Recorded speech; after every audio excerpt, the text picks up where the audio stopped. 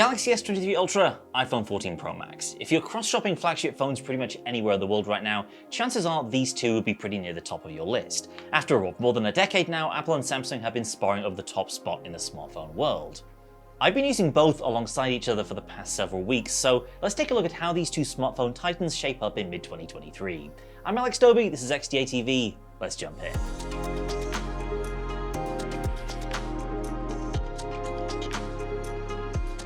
So it's pretty funny. Think back a decade and you might remember Samsung's flagships being condemned as cheap copycats of the iPhone.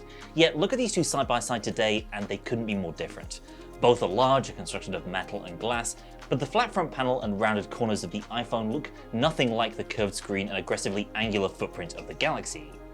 Using each of these feels very different to the other. The rounded outline of the iPhone definitely makes one-handed use a little easier because it fits more snugly in the palm of your hand. Both devices pack absolutely top-tier build quality and look amazing, but I actually think I prefer Apple's color palette this year. For most of the hues available in most territories, the Galaxy definitely has the more muted selection of colorways. What I will say for the Galaxy though is it feels more comfortable being a big phone. I've talked about this before in our iPhone 14 Pro review, but what you get on the Pro Max is basically just a blown up version of that same UI from the Pro, whereas One UI on the Galaxy lets you take advantage of that larger canvas to a greater extent, with larger icon grids and more fully featured multitasking. More on that later. Internal hardware is tough to compare across different platforms like this. Over the past few years, it's typically been the iPhone that's taken the performance crown, especially in terms of GPU and single-core performance. But this year, Qualcomm has come on leaps and bounds, with the Snapdragon 8 Gen 2 for Galaxy being used globally. That for Galaxy bit, by the way, just means it's clocked a little bit higher than the regular version of the chip. And in graphically intensive benchmarks, I was actually surprised to see the S23 Ultra pull ahead of the iPhone ever so slightly in GPU-heavy tests. Not by a lot, admittedly, but the lead is there in some benchmarking apps. Meanwhile, in CPU benchmark world, the iPhone retains its lead in both single and multi-core performance, though the performance gulf isn't quite as great as it was in previous years. Realistically, you're not going to notice much difference in day-to-day use, even when gaming. But the closeness of some of these benchmarks shows just how much of a leap the Snapdragon 8 Gen 2 really is, even if Apple still wins in raw CPU scores. It's a similar story for battery life, and if you've watched any of our other videos on phones running the latest Snapdragon, then you'll know they all pretty much pack a huge generational bump in efficiency this time around. With the iPhone, the Pro Max has typically been the king in terms of battery life, especially 2021's 13 Pro Max. This generation though has seen a much closer contest between Samsung and Apple, mainly because the SoC in the Samsung phone is so much improved this year. Both devices can easily hit the magic 7 hours of screen on time mark in a day, and I'd be perfectly comfortable leaving 2 days between charges with less intensive use. Charging speeds, however, were an easy win for Samsung thanks to its support for 45-watt wired charging. In terms of a full charge from completely dead, the Galaxy manages to refill completely in around an hour versus almost 2 hours with the iPhone. With both devices though, my preferred refill method was just to trickle charge them over a wireless charger throughout the day.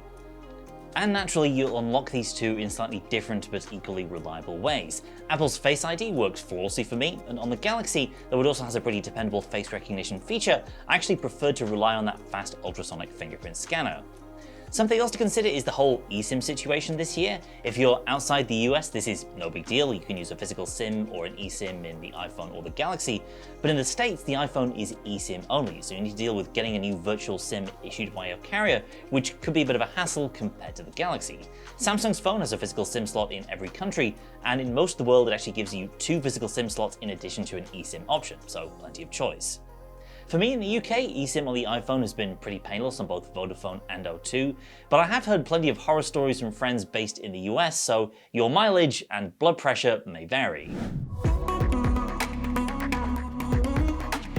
Software-wise, we've come a long way since the original Galaxy S was cribbing from the iPhone's homework. Today, both iOS and One UI have their own very distinct visual styles, even though there's still a bit of cross-pollination of features here and there like lock screen clock customizations and widget stacks. Samsung's design language can be traced back to the original One UI in 2018, and most recently has been influenced by Google's Material You, which emphasizes color palettes for the whole UI based on the colors in your wallpaper. And it feels at home on large displays like the S23 Ultras, especially in Samsung's preloaded apps. The same goes for One UI's excellent multitasking feature. Samsung's split screen mode makes it easier to juggle multiple apps on the S23's big display, and the windowed mode is a handy way to hop in and out of certain apps while doing other things in the background. Neither of those are things you'll find on the iPhone. Apple's multi-app capabilities are limited to picture-in-picture mode for video apps. On the Samsung side, the S Pen also helps to extend this functionality with a helpful toolbar for cropping screenshots, writing over apps, or even live translating. That's an extra level of functionality and versatility that once again you don't get on iOS. While One UI is slick and performant, it feels really more like a computer than iOS does, and that's both a good thing and a bad thing. I feel like I can do more, especially in terms of multitasking and productivity on Samsung's device, but it's a little rougher around the edges compared to the hyper-polished iOS with its excessive attention to detail. In fact, One UI is so much like a full desktop OS that the Galaxy S23 Ultra actually is hiding a full desktop OS inside its firmware. Although it is a relatively niche feature, Samsung DeX allows you to plug your phone into an external monitor and even add a keyboard or mouse for what is effectively a full Android desktop experience. I don't think my workflow will ever let me fully replace my laptop with a phone in this way, but there's no denying how impressive DeX has become in recent years.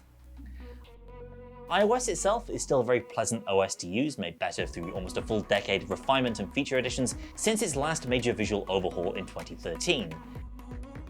In the latest version, I really like iOS's approach to lock screen widgets and customization, a meaningful way to add timely information to the lock screen without being overly visually cluttered. But in other areas, iOS prioritizes a visually clean interface as opposed to taking advantage of the Pro Max's giant display to maximize information density. The S23 Ultra is a great example of the opposite of that, with One UI 5.1's condensed notification area that gives you a much better idea of what's going on at a glance. I think I enjoy iOS as sort of a weekend OS, if you like.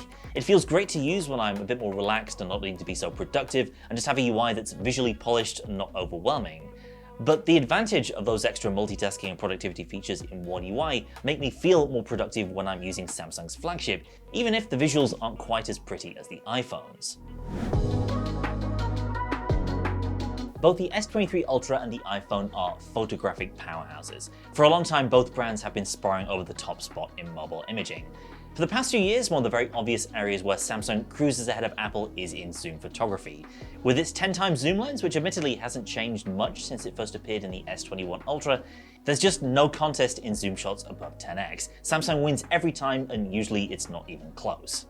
But of course, both devices have a 3x telephoto as well, which is much more comparable.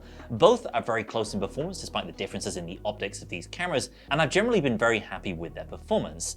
But I think Apple takes a very narrow win in 3x shots in daylight. Samsung's colors tend to be a little cooler than what your eye sees, and Apple does a better job of not scrubbing away fine detail in areas like cracks in this mural here.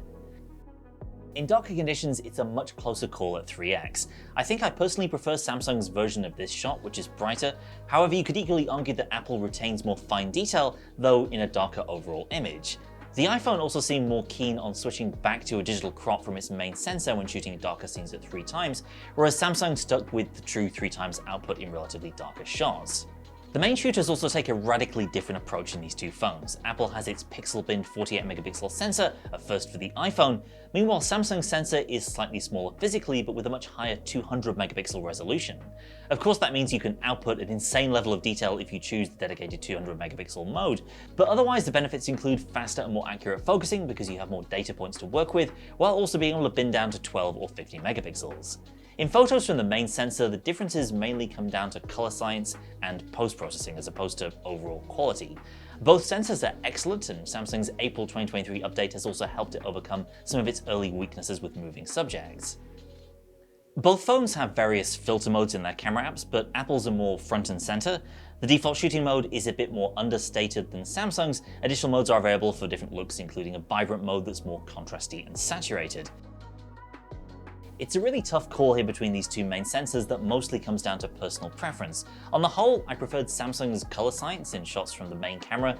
Samsung tends to crush its shadows a bit less than Apple's, and I prefer that bit of extra brightness that I get from shots on the Galaxy.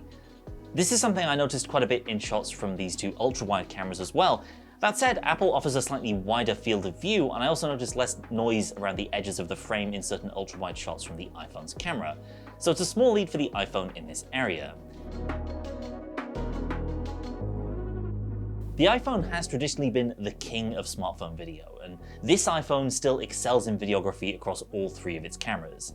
Samsung's video performance admittedly has improved significantly this generation, mainly thanks to that larger sensor and the improved OIS mechanism. And while the iPhone may still have better video support in third-party apps, the differences between video from these two phones straight out of the main camera app without edits is much more situational. Go pixel peeping in daylight footage and you'll sometimes notice Apple picking up a tiny bit of extra fine detail in moving shots, especially from the ultra-wide, as well as producing more pleasing looking colours. In daylight, Samsung's were a little on the cool side. Once again, these are really nitpicky observations. And one area where Samsung has a big obvious lead is in video at 10 times or above.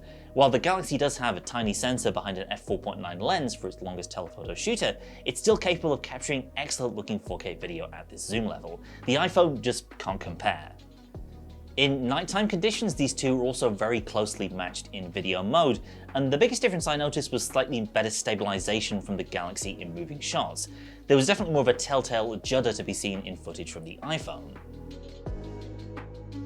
There are two other on-paper advantages that Samsung has going for it, an 8K video mode at 30 frames per second and a full 200 megapixel capture mode for the main shooter. Both are technically impressive for sure, but they're currently basically tech demo features, cool for one-off shots to show your friends or for bragging rights, but not something you'll end up using very often. So both of these phones have a lot going for them. With the iPhone, it's the polish of the overall experience and the ease of use and accessibility of Apple's ecosystem.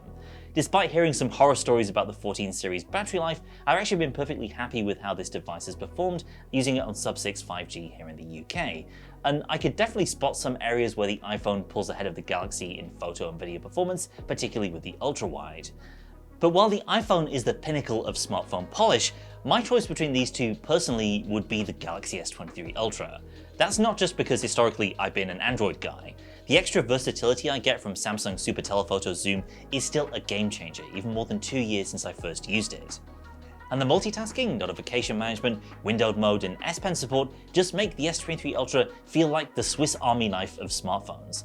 I feel like I'm more productive when I'm in work mode, and when I'm shooting photos or videos, I know I can get great shots at any focal length versus the iPhone's hard limit of 15 times zoom from a 3 times camera.